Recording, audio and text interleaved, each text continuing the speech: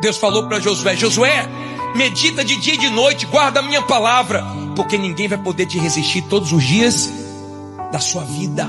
Como fui com Moisés, assim serei contigo. Você quebra tudo que tiver na sua frente, porque a minha palavra é poderosa. E eu já falei para vocês que vai chegar uma época que o ser humano vai ter fome e sede, não de comida, não de bebida, mas da palavra que hoje tem em abundância. Mas o ser humano rejeita. A palavra de Deus corrige a gente. A palavra de Deus nos conserta, nos molda.